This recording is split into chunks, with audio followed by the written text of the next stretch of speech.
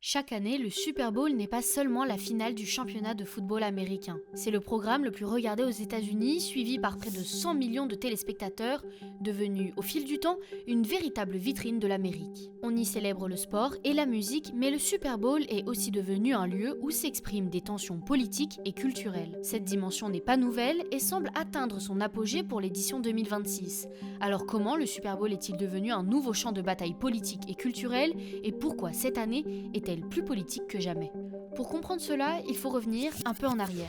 Déjà en 2004, le Super Bowl devient un sujet politique majeur avec le scandale des Nipplegate, lorsque Janet Jackson apparaît brièvement poitrine nue lors de la mi-temps. L'incident déclenche une réaction conservatrice nationale et une volonté affichée de moraliser ce spectacle. Le divertissement du Super Bowl devient alors un enjeu idéologique. Le vrai tournant, c'est en 2016. Colin Kaepernick s'agenouille pendant l'hymne national pour dénoncer les violences policières. Ce geste n'a pas lieu au Super Bowl, mais marque durablement le football américain. And I hope that the word of what he did will live on throughout American history, but also world history, because it's important for all of us, not only African Americans, but for everybody that want to stand up for something that's more important to them.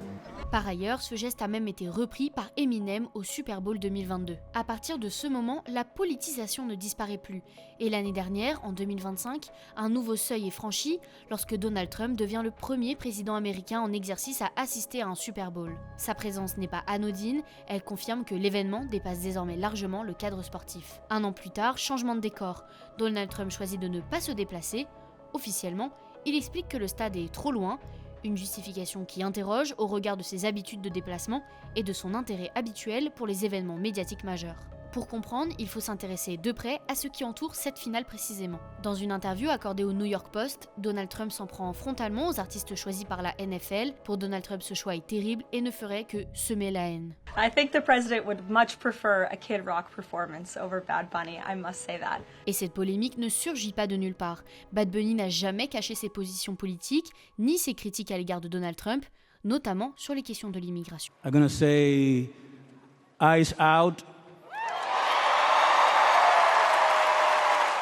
We're not savage, we're not animals, we're not aliens, we are humans and we are Americans. Il dénonce sans vergogne la politique migratoire et les actions de la police fédérale de l'immigration, l'ICE, et cette séquence est massivement diffusée sur les réseaux sociaux. Feel proud about your history and where you're from, but don't let that limit yourself. Like, I know where I come from, but I also know where I can go. Du côté du public, les attentes sont claires. Certains fans espèrent ouvertement une performance engagée, voire contestataire, en lien avec la politique d'arrestation massive menée sous l'administration Trump. Y estoy muy emocionada por ver qué cosas tiene Bad Bunny por mostrarnos en este Super Bowl. Estoy segura que va a traer más cosas de protestas, que va a traer alguna presentación o artistas y me emociona muchísimo. Face à cette tension, la NFL tente de calmer le jeu. Sa chef de la sécurité assure qu'aucune opération spécifique de la police fédérale de l'immigration n'est prévue autour du Super Bowl et qu'aucune menace particulière n'a été identifiée. Mais Bad Bunny n'est pas un cas isolé. Le groupe Green Day, chargé du show d'avant-match, est connu depuis des décennies pour ses prises de position politiques.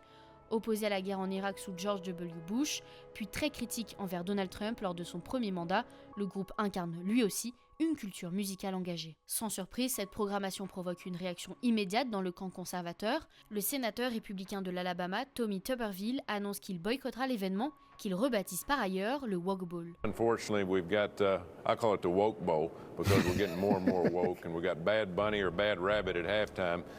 I'll be watching the TPUSA halftime show, Yeah, but it's we're gonna love that. just unfortunate we've gotten to this point. Yeah. En parallèle, une contre-soirée est organisée par les alliés de Donald Trump. L'organisation conservatrice Turning Point USA lance un événement concurrent baptisé All American Halftime Show, un concert présenté comme 100% américain, célébrant la foi, la famille et la liberté et qui sera diffusé en même temps que la mi-temps officielle du Super Bowl.